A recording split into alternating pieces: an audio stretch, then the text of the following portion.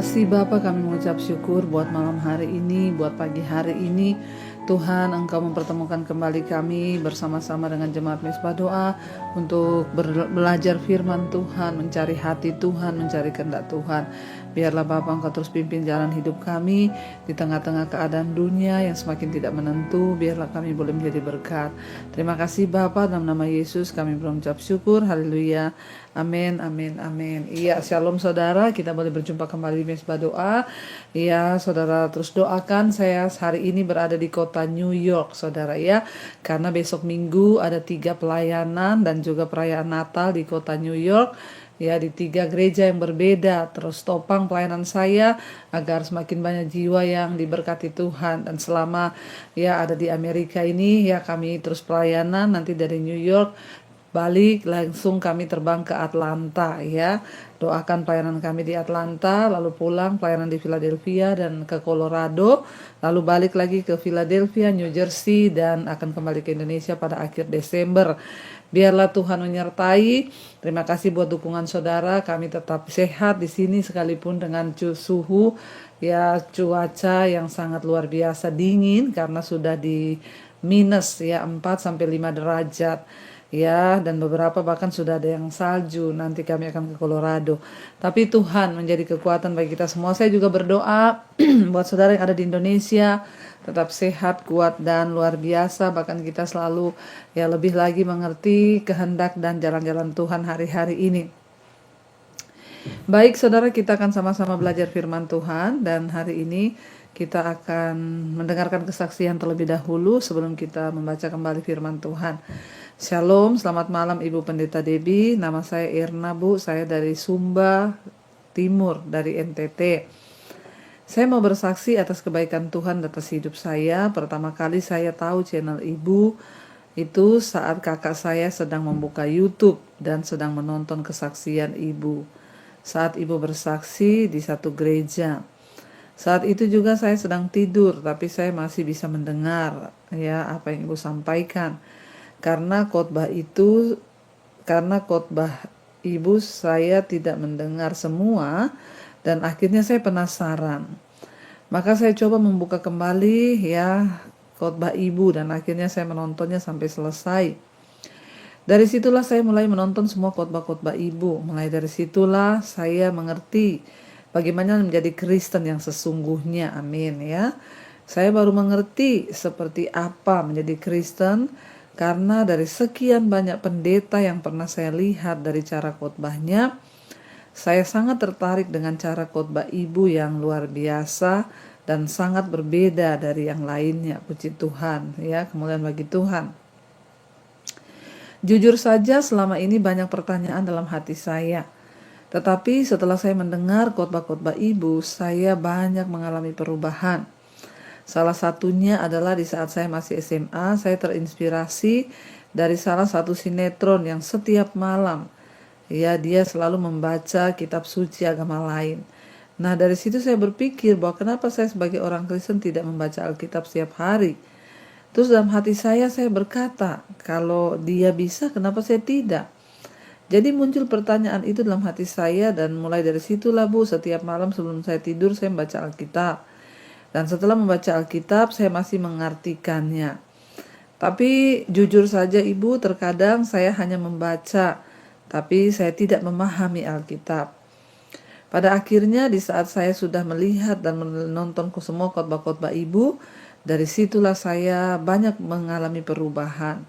Mulai dari secara saya berdoa yang benar dan sampai sekarang kalau saya membaca Alkitab, saya sudah mengerti Bu setiap maksud dan arti dari firman Tuhan itu. Wow, amin ya, luar biasa, puji Tuhan ya. Tuhan itu sangat luar biasa Bu, padahal saya ini Kristen dari kecil.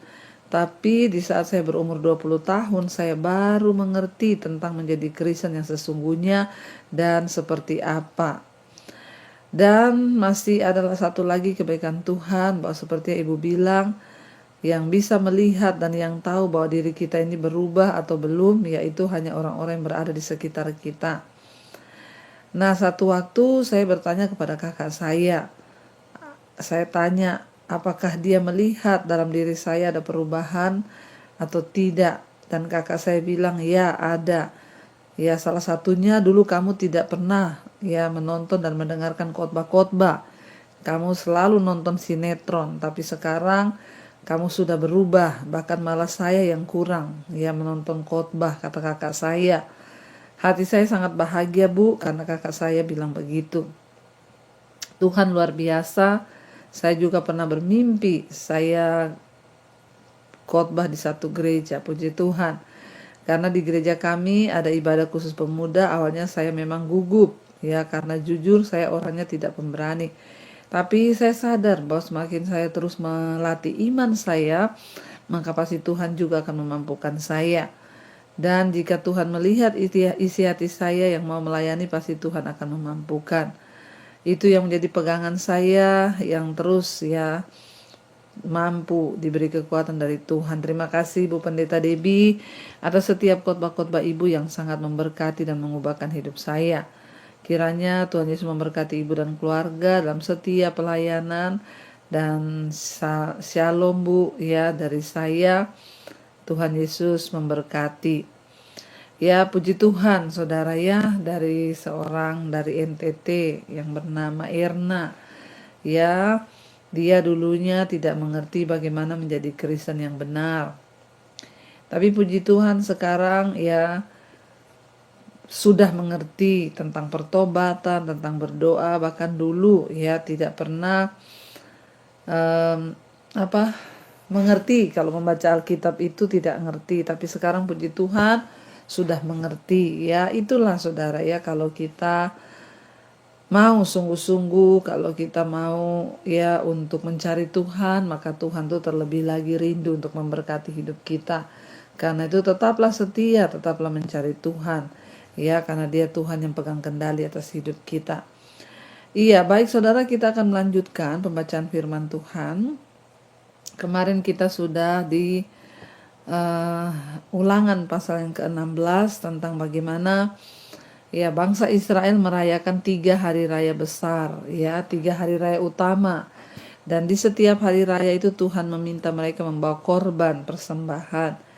Dan kita akan lanjutkan sekarang Ulangan 16 ya. Sekarang ayat yang kita lanjutkan ayat yang ke-18 ya. Judul perikopnya pengadilan yang adil. Ulangan pasal 16 ayat yang ke-18. Pengadilan yang adil. Hakim-hakim dan petugas-petugas haruslah kau angkat di segala tempat yang diberikan Tuhan Allahmu kepadamu menurut suku-sukumu. Mereka harus menghakimi bangsa itu dengan pengadilan yang adil. Janganlah memutarbalikan keadilan, janganlah memandang bulu, dan janganlah menerima suap. Sebab suap membuat buta mata orang-orang bijaksana dan memutarbalikan perkataan orang-orang yang benar. Semata-mata keadilan itulah yang harus kau kejar, ya, supaya engkau hidup dan memiliki negeri yang kuberikan kepadamu, yang diberikan kepadamu oleh Tuhan Allahmu. Saudara, ya, firman Tuhan mengingatkan kepada bangsa Israel agar mereka itu mengangkat ya pemimpin-pemimpin. Bahkan mereka mengangkat hakim-hakim. Ya, dikatakan ya supaya mereka itu ya ada keadilan di sana. Ya, sebab ya Tuhan menyuruh mereka mengangkat pemimpin, hakim-hakim untuk apa saudara? Untuk mengantisipasi kalau ada masalah besar di antara mereka sesama suku ya. Maka Tuhan menyuruh agar mereka mengangkat pemimpin hakim ya, dan supaya ketika mereka tiba di tanah perjanjian ya ada orang yang akan menentukan keadilan. Meskipun mereka memiliki Yosua sebagai pemimpin ya, namun ya mereka itu harus mencari pemilih pemimpin-pemimpin yang lain yang sifatnya menyelesaikan masalah-masalah dalam suku-suku mereka ya. Dan mereka itu harus dikatakan mencari orang-orang yang berhikmat. Karena mereka tidak mengangkat hakim-hakim yang bijaksana dan pemimpin-pemimpin yang setia, akhirnya terjadilah saudara ya kemerosotan di bangsa itu. Terjadilah pemberontakan, ketidakadilan ya, sehingga mengganggu komunitas mereka. Dan Tuhan ya menyuruh, sebenarnya tadinya mereka mengangkat orang-orang yang memiliki hikmat Allah. Tapi ternyata ya justru mereka mengangkat orang-orang yang tidak adil, sehingga di pengadilan pun ada ketidakadilan. Dan kita melihat di sini saudara, dalam hal ini kita belajar bahwa Tuhan itu juga menginginkan di dalam satu kota atau bangsa ya harus ada pejabat-pejabat yang bijaksana dan adil.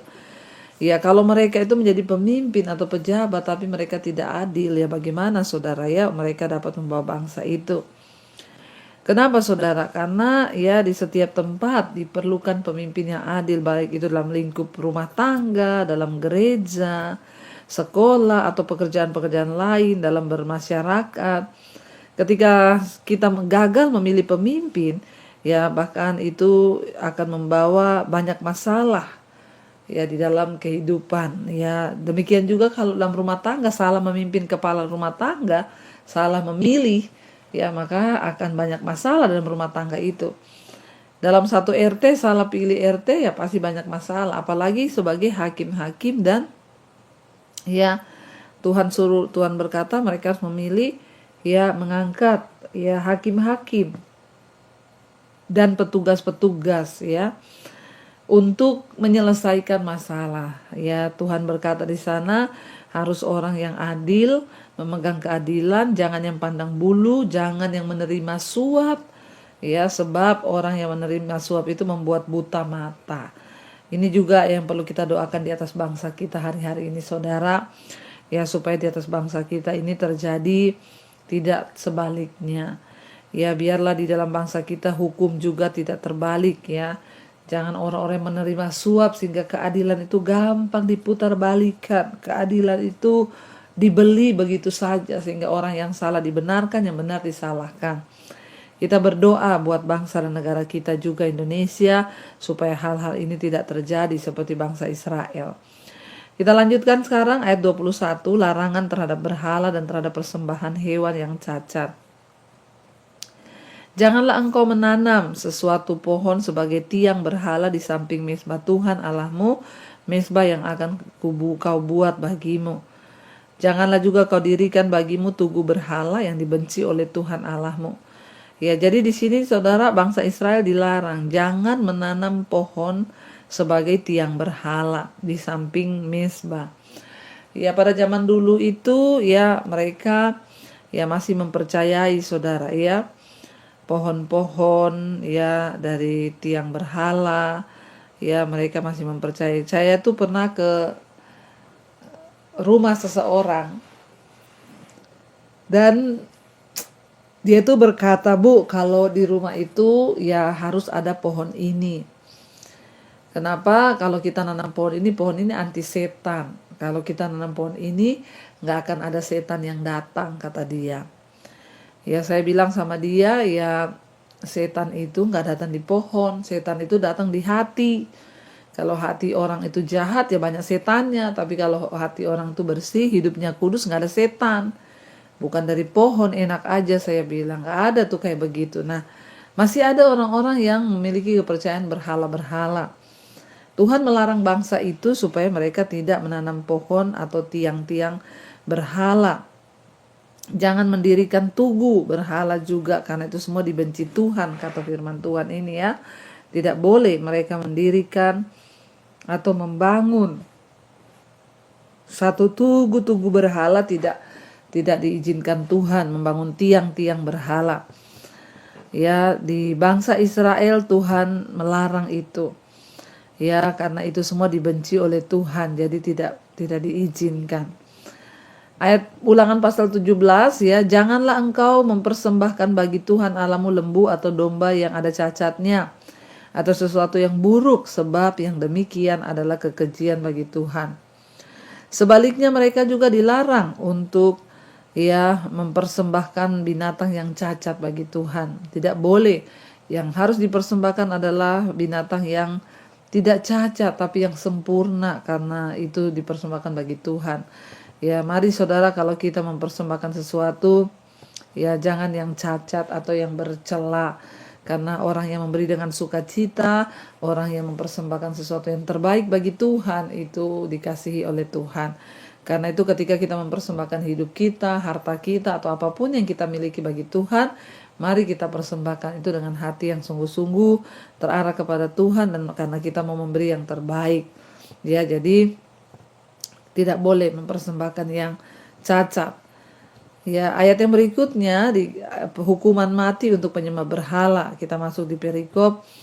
Ya, hukuman mati judul perikopnya untuk penyembah berhala. Apabila di tengah-tengahmu di salah satu tempatmu yang diberikan kepadamu oleh Tuhan Allahmu ada terdapat seorang laki-laki atau perempuan yang melakukan apa yang jahat di mata Tuhan Allahmu dengan melangkahi perjanjiannya dan yang pergi beribadah kepada Allah lain dan sujud menyembah kepadanya atau kepada matahari atau bulan atau segenap tentara langit, hal yang telah kularang itu, dan apabila hal itu diberitahukan atau terdengar kepadamu, maka engkau harus memeriksanya baik-baik. Jikalau ternyata benar dan sudah pasti bahwa kekejian itu dilakukan di antara orang Israel, maka engkau harus membawa laki-laki atau perempuan yang telah melakukan perbuatan jahat itu keluar pintu gerbang, kemudian laki-laki atau perempuan itu harus kau lempari dengan batu sampai mati. Atas keterangan 2 atau 3 orang saksi haruslah mati dibunuh. Orang yang dihukum mati atas keterangan 1-2 orang saksi saja, janganlah ia dihukum mati. Ya, kalau hanya 2 atau 3 orang saksi tidak boleh dihukum mati. Saudara, berarti harus dipastikan ya.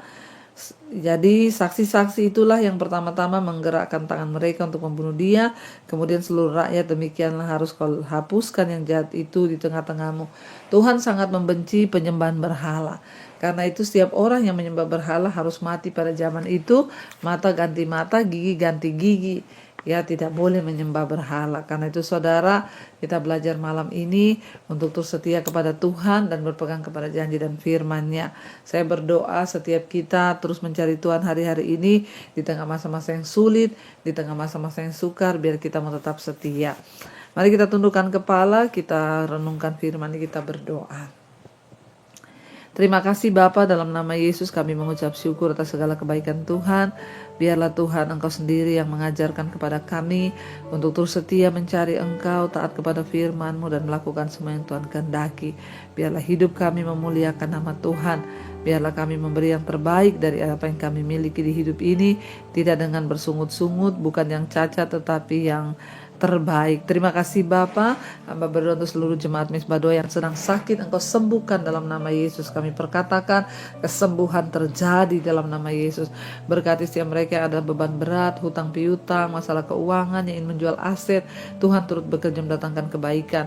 Yang terikat dengan dosa-dosa, biar Tuhan lepaskan dan bebaskan supaya hidup kami dalam perkenan-Mu ya Bapa. Kau juga memberkati hari hidup punya keturunan, diberikan kandungan yang terbaik, anak yang terbaik, keturunan ilahi Tuhan berikan. Berdoa juga bagi bangsa dan negara kami Indonesia, Bapak Presiden Jokowi, berkati Tuhan agar hidupnya senantiasa dalam perkenanan Tuhan dan apa yang dia lakukan berkenan di mata Tuhan. Berkati bangsa Indonesia Tuhan dan semua lembaga-lembaga yang ada, TNI, Polri dan semua hakim-hakim yang ada Tuhan, jaksa, Engkau berikan keadilan agar mereka boleh memimpin dengan keadilan yang dari Tuhan. Berkati Indonesia dari Sabang sampai Merauke, hujan pertobatan tercurah sehingga orang-orang berbalik meninggalkan dosa dan hidup dalam kebenaran. Berkati juga semua bangsa-bangsa di 5 benua, Asia, Afrika, Amerika, Eropa, Australia, khusus hamba sedang berada di Amerika. Tuhan memberkati semua negara-negara bagian di dalamnya. Engkau memberkati, roh takut akan Tuhan tercurah atas kota ini. Lawatan-Mu terjadi, ada begitu banyak orang yang mencari penghiburan di luar Tuhan. Mereka melakukan kenajisan, narkoba, bahkan apapun Tuhan. Hamba lepaskan berkat atas kota ini, terutama hamba sedang ada di New York. Lawat kota New York ini Bapa, dan hujan pertobatan terjadi di kota ini. Terima kasih Tuhan, biarlah atmosfer surgawi boleh ada di kota ini dan orang bertobat, menyerahkan diri datang kepada Tuhan. Kami menyerahkan seluruh hidup kami dalam tangan-Mu. Ampuni dosa pelanggaran kami, ampuni segala kedagingan kami, ampuni Bapa segala kealpaan kami, dan bawa kami dalam kekudusan-Mu. Mari buka hati dan tangan saudara untuk terimalah berkat dari Allah Bapa, bersama. Cinta kasih dari Tuhan Yesus Kristus, penyertaan Allah Roh Kudus melimpah atas hidup kita mulai hari ini, bahkan sampai kalian kedua Tuhan Yesus datang menjemput kita semua. Nama kita tercatat di dalam kitab kehidupan. Dalam nama Tuhan Yesus yang percaya diberkati Tuhan, katakan bersama, amin, amin, amin. Tuhan Yesus memberkati saudara. Shalom dan Immanuel. And there I find you in the mystery.